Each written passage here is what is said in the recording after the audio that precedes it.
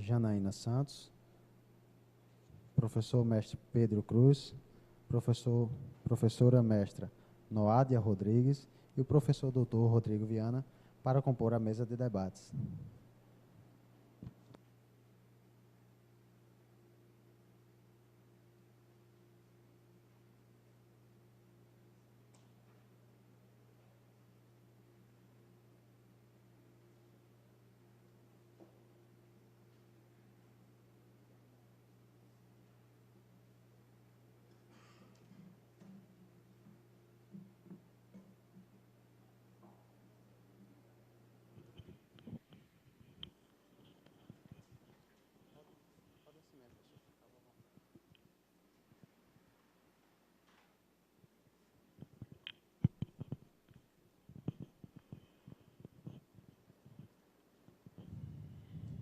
Os palestrantes estão abertos a dúvidas e, a partir de agora, teremos 10 minutos para as respostas.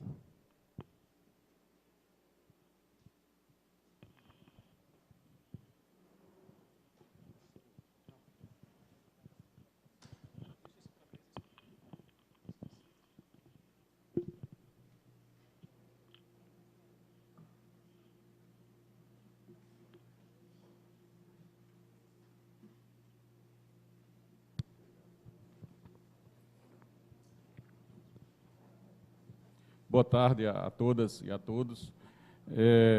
Para quem não me conhece, meu nome é Ângelo Viana, eu sou servidor público federal, já fui gestor da Conab aqui na Paraíba durante 4 anos e hoje encontro-me coordenando o Programa de Aquisição de Alimentos do Governo do Estado, na Secretaria do Desenvolvimento Humano.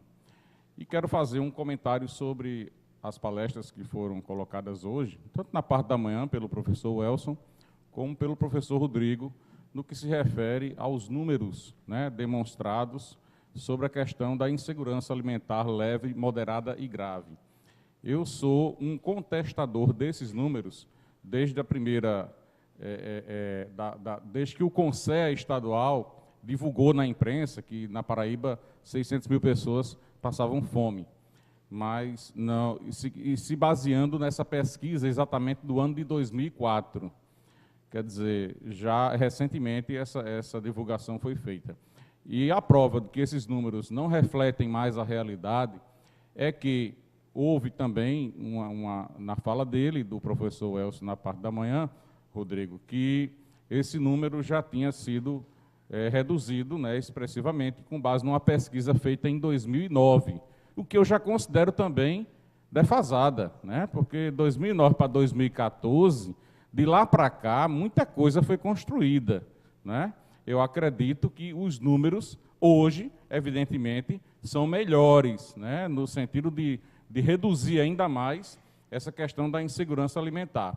Por quê? Os programas, eles têm efeito prático, né? E isso já foi demonstrado em avaliações de gestão que nós fazemos, que realmente o PAA, por exemplo, né, que para mim é uma política pública de segurança alimentar, aquela que, digamos, você não dá o peixe, né, você dá os instrumentos para que, né, o agricultor possa produzir, trabalhar e vender esses produtos ao governo, e o governo, por sua vez, direciona exatamente para atender a essa questão social.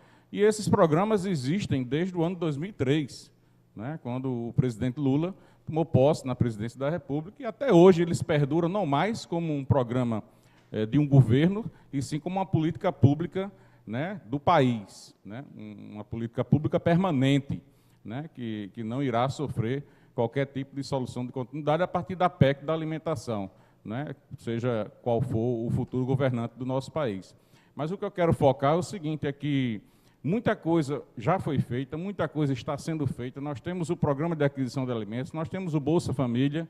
Esse, sim, eu considero um programa, digamos, entre aspas, assistencialista, mas necessário, né? Necessário, porque nós vivenciamos momentos em que o país, né, já se preocupava com uma convulsão social no final de 2002, né, antes da eleição que levou o presidente Lula a governar a nação. Naquela época, recordo-me nós participávamos de um evento no Tribunal Regional do Trabalho, onde se temia uma convulsão social, em decorrência de que as políticas públicas do governo, né, que estava à época instalado no país, não atendiam à demanda, né, da população carente, que era imensa, era uma fome realmente quase sem controle. E, a partir daí, das ações que foram implementadas, eu não digo que nós vamos conseguir acabar com a fome, porque eu acho que nós não vamos conseguir acabar com a fome, isso é utópico, né? No meu entender, nós estamos amenizando, né, e estamos controlando uma situação que poderia estar sem controle, não fossem essas políticas públicas implementadas.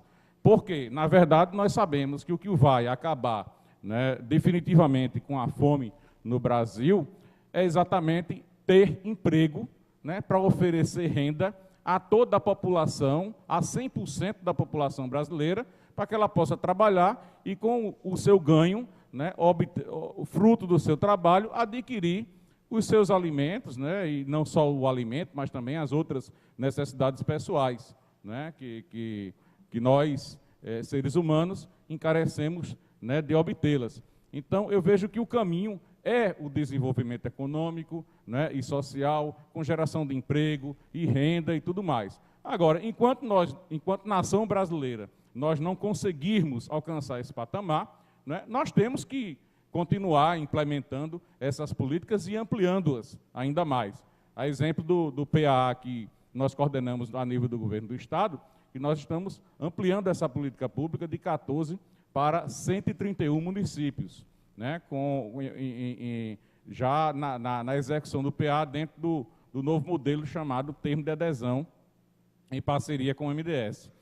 A Conab também, eu tive a experiência do PA durante 4 anos, também mostrou-se extremamente desenvolvimentista, no aspecto que nós começamos com 40 municípios e em 4 anos terminamos com 171 municípios.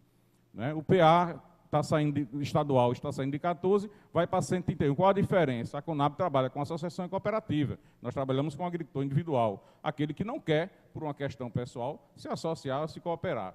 Então, para finalizar a minha participação, o que eu acho é o seguinte: hoje, creio eu, que esses números ainda estejam, né, bem mais significativos no sentido de sua redução. Agora, acabar mesmo com a fome, só implementando políticas públicas, seja através do PA, que eu não considero um programa assistencialista, não. Você compra, né, você remunera o trabalho de um agricultor. E o fruto do trabalho dele é que você utiliza e direciona para essa camada da população que está dentro desse quadro, né, de insegurança alimentar leve, moderada e grave. Então, isso aí deve continuar infinitamente e vai continuar, até porque o PA já é lei, né, 12.512, com base exatamente na PEC da alimentação. Então, vejo que, só reforçando a minha fala, que não sei quando, mas um dia peço a Deus que nós consigamos, é exatamente desenvolver economicamente o nosso país para que todos possam ter emprego e renda. Isso é o sonho, né, acredito, de todos nós. Obrigado.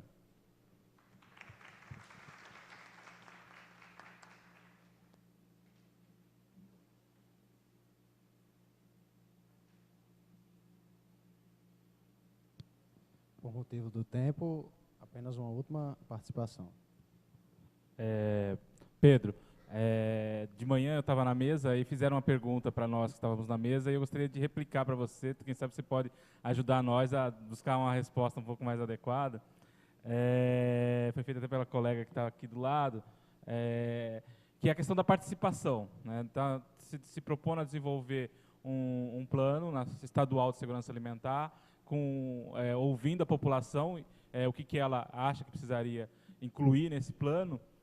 E aí vem o debate, como mobilizar a sociedade para participar e ela ser cidadão de direito e exigir e usar esse espaço para exigir seus direitos. Eu gostaria de saber se você tem algumas ideias, algumas coisas para falar sobre isso, né, rapidamente, no pouco tempo que você tem, né.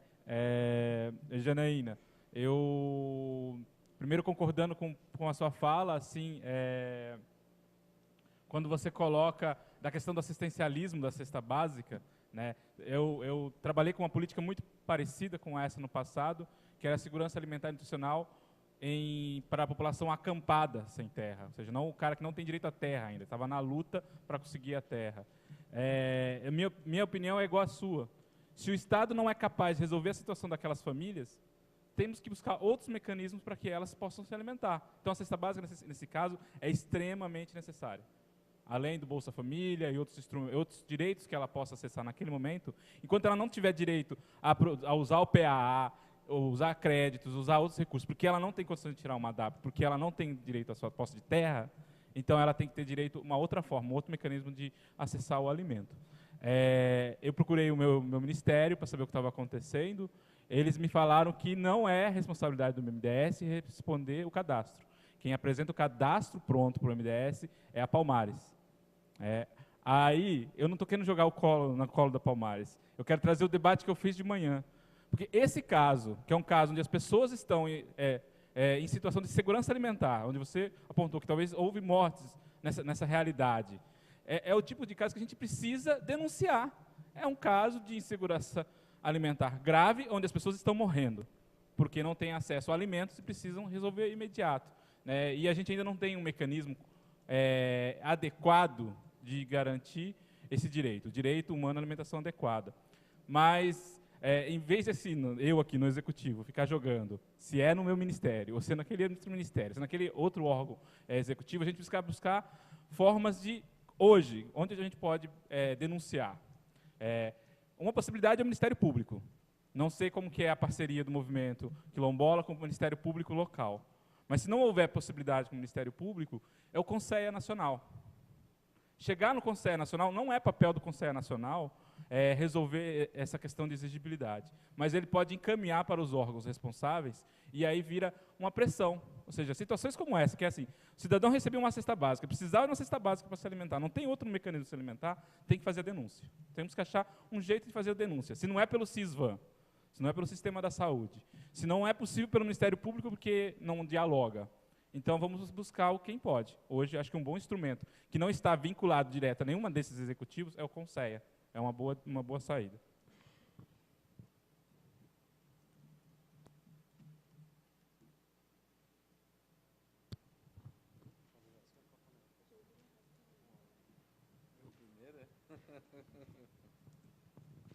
Vamos lá.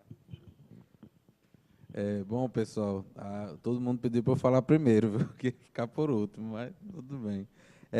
Veja só, assim, primeiro, vou direto, então, começando pelo final, né? Eu acho como é que a gente mobiliza a população. Então, assim, isso que eu vou dizer não é a verdade, como eu disse, a verdade única, mas é uma verdade a partir do que a gente tem aprendido na experiência do projeto PNAB e de outras experiências. Eu acho, uma coisa que a gente viu é que, como eu disse, a população, ela se organiza, ela vai atrás, ela luta. Então, assim, nos bairros, nas cidades, nas comunidades, existem muitos grupos, agrupamentos, movimentos, projetos, práticas, onde as pessoas estão fazendo alguma coisa para viver melhor, em termos de cidadania. E aí eu estou falando não de políticas públicas, eu estou falando de movimentos sociais, de práticas estritamente da sociedade civil organizada, ou até não organizada do ponto de vista formal, né? São alguns grupos, né? Então, assim, uma coisa que eu acho assim, como é que a gente chega lá? Respondendo, eu acho que primeiro a gente tem que priorizar isso dentro da agenda. Um desafio é porque, às vezes, o tempo da política pública não é o tempo ideal para a gente fazer essas coisas, mas se a gente quer achar essas pessoas, tem como achar. Agora é preciso ter uma equipe própria para isso, é preciso fazer visitas, por exemplo, não adianta, pela nossa experiência, só mandar convite. Mandando um convite para uma reunião para discutir um plano de segurança. Não, alimentar. É importante que a equipe que está fazendo isso vá lá, onde tem essa prática, esse movimento, essa iniciativa, visite, conheça, converse com algumas pessoas, porque como eu falei, assim, as pessoas perderam um pouco a fé. Isso é uma coisa que eu estou percebendo em vários espaços hoje. Perderam a fé em espaços institucionais, boa parte das pessoas perderam a fé em algumas questões políticas e, às vezes, estão preferindo ficar sentado em casa fazendo outras coisas. Então, para a gente resgatar um pouco dessa fé, tem que ter muito de humanidade. E de humanidade não é só a gente mandar um convite ou fazer uma busca assim, muito virtual. É a gente ir lá, conhecer, e para isso tem que ter equipe, tem que organizar para fazer. Aí, feito isso, eu acho que outro passo é a gente abrir espaços participativos para a expressão e o envolvimento dessas pessoas. Então, o que é abrir um espaço participativo? Por exemplo, lá no PNAB a gente está discutindo a criação ou de um núcleo, a gente está vendo o nome, ou núcleo ou fórum comunitário de segurança alimentar e nutricional. Então, a gente está fazendo um pouco isso, está fazendo várias visitas, e aí a gente está chamando as pessoas, nós vamos discutir, a gente tem um espaço aqui comum para todos nós. Então, além da sociedade civil, lá tem CRAS, tem cozinha comunitária no território, tem PSF. Então, assim, vamos ter uma reunião, pelo menos uma vez a cada 2 meses ou 3 meses, para conversar sobre isso, né? Então, assim, a gente criar esses espaços também, né? Então, isso é uma coisa importante. E outra que a gente tem visto muito assim, você fala na dimensão assistencialista, ou assistencial, eu falaria assistencial, do Bolsa Família. Acho super importante, mas acho que realmente um desafio, e eu acho que o MDS faz essa provocação, mas eu acho que de modo descentralizado, os estados, os municípios deviam se colocar esse outro desafio, que é pensar a dimensão estruturante, a dimensão educacional do Bolsa Família. E aí teria a ver com isso. Por que a gente também não mobiliza os beneficiários do Bolsa Família ou os beneficiários da cozinha comunitária também, para a gente fazer algum grupo, fazer uma discussão, começar a dizer a essas pessoas: ei rapaz, ei menina, ei mulher, ei homem, preste atenção, você está vindo aqui na cozinha comunitária almoçar todo dia, o que é que você está achando aqui da vida na comunidade? Como é que estão as coisas? Começar, entendeu, a provocar com as pessoas uma conversa sobre a sua realidade, para exercitar com essas pessoas o olhar crítico para a realidade delas, aí, para elas começarem a participar. Então, assim, a dimensão é essa. Agora, se a gente se acostumar que todo mundo é beneficiário a vida toda, então pronto. Então, aí a gente fica, né? No PNAB a gente tem feito isso. A gente faz visitas domiciliares a várias pessoas individuais. Agora a gente está sendo radical.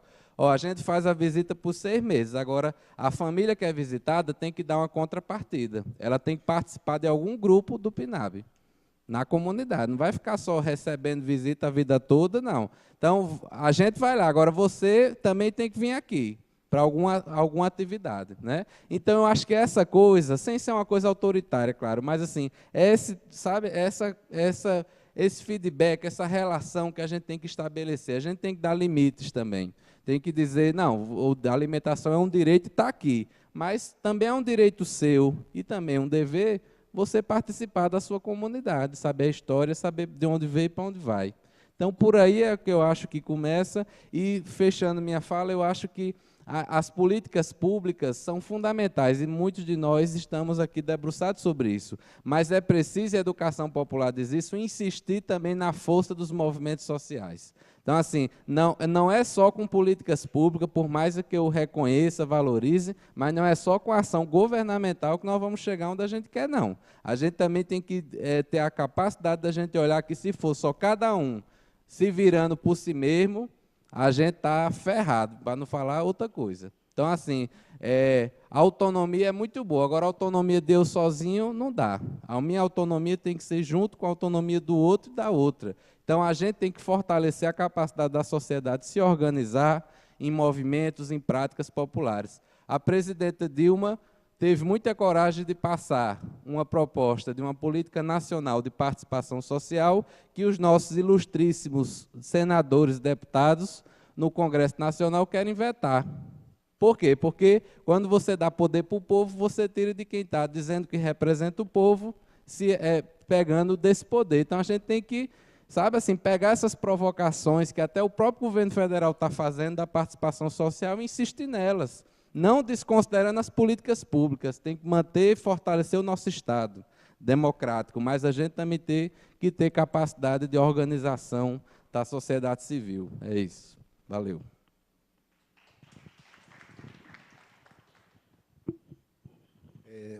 Rapidamente, Ângelo, eu torço igual que tu, assim, que a gente tenha situações melhores.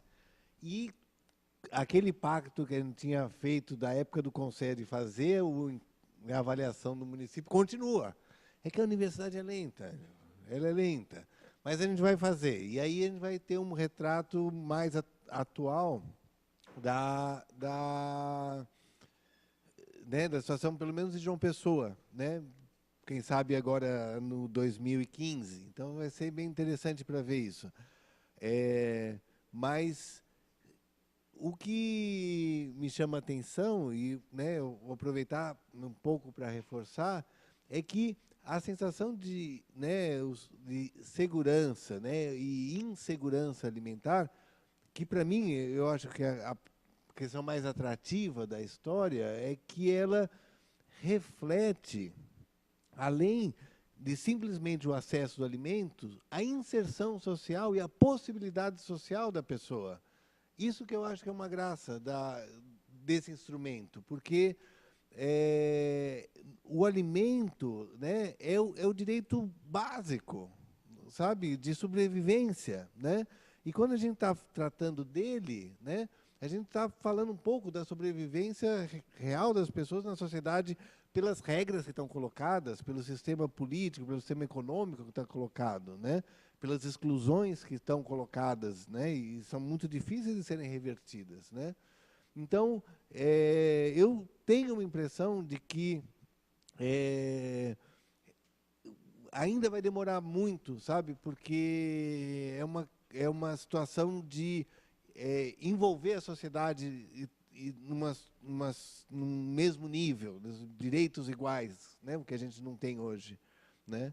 Mas, sem dúvida, vamos fazer um inquérito aqui e eu espero encontrar valores menores esse ano, e se a gente fizer daqui a 5 anos, menores, e essa é a nossa luta.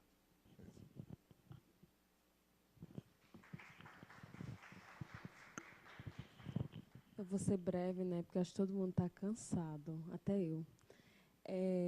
Mas as suas colocações, né, são coerentes.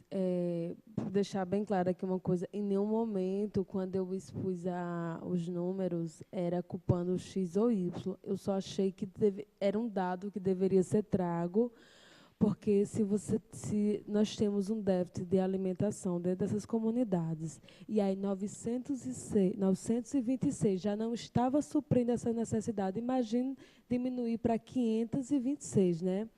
Mas aí precisamos encontrar, não vamos dizer de quem é a culpa, mas vamos buscar de quem é a responsabilidade para inserir esses novos cadastros. Fica melhor e fica um diálogo mais bacana entre ministério.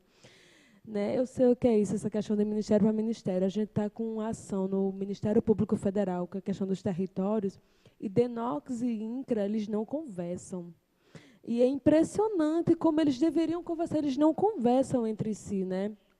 Não há esse diálogo, não há essa intersetorialidade. A política é minha, sou eu. Enquanto houver esse individualismo do eu faço, eu sei, eu sou, não sai do canto, né? Então, é preciso que haja essa intersetorialidade entre os ministérios, entre as secretarias estaduais, entre as secretarias municipais, e também entre a comunidade, porque a comunidade, como disse aqui o Pedro, o nosso professor Pedro, né?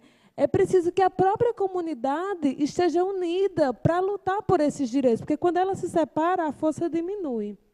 E a questão que eu coloquei, que tem um parente meu que tenha falecido, isso veio antes do recebimento dessas cestas, né?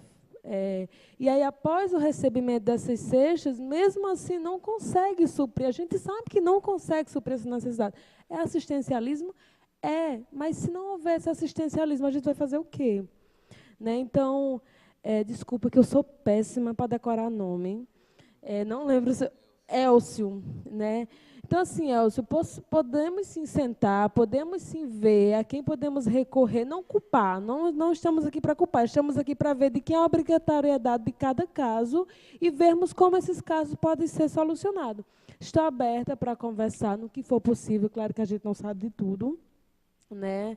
E aí a gente pode ver quais são os mecanismos, quais são as instituições estaduais que trabalham com essas políticas, né, tanto governamental como não governamental, para vermos um melhor caminho para estar beneficiando essa população que, como disse o professor da ponta, que eu também não lembro o nome, desculpa, gente, eu sou péssima para decorar nome. É uma sociedade que vive à margem, são comunidades que vivem à margem da sociedade e tem um déficit histórico de 126 anos. Então, a gente não vai resolver isso em 1 ano, 2 anos, 4 anos, 6 anos de cesta básica. Era só essas minhas palavras. Muito obrigada pelo convite. Bom, então, para concluir, né? Eu acho que o que a gente ouviu, o que a gente percebe aqui é que as políticas públicas, né, o beneficiário da política pública passa, ele é quem deixa de ser um ator apenas para receber, mas é importante que ele tenha voz, né? E quando ele passa a ter voz, ele passa a ter vez. Então, é ouvir o outro, porque a política pública e os participantes e aqueles que estão na gestão e no planejamento da política, vem o outro, mas é preciso, a partir de agora, o que a gente tem percebido? Que, além de ver o outro, é preciso ouvir o outro, para saber, de fato, o que o outro necessita. Só um detalhe que eu me esqueci, não é fala, não. Eu deixei ali para sortear, aí se não der hoje, porque está em cima da hora, amanhã, 2 livros para sortear para vocês. Um é um marco de referência de educação popular para as políticas públicas, que foi elaborado pelo governo federal, que está tendo uma discussão em torno da educação popular como marco para as políticas, né? A política de educação popular em saúde nacional, no SUS, já foi instituída desde o ano passado e está tendo uma discussão da educação popular transversalizada nas várias políticas, inclusive na de segurança alimentar e nutricional. Então, tem está com a professora Carol, e outro livro é o novo caderno de Educação Popular em Saúde, que é uma publicação do Ministério da Saúde, que tem diversas experiências nesse campo e também algumas fontes teóricas de consulta. Então, aí amanhã, não sei, vocês organizam aí o sorteio, e fica 2 de presente para vocês aí do CVT SAM e do CTDR. Obrigado.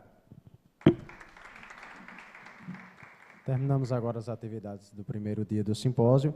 Amanhã, pontualmente às 9 horas, reiniciaremos as atividades. Obrigado.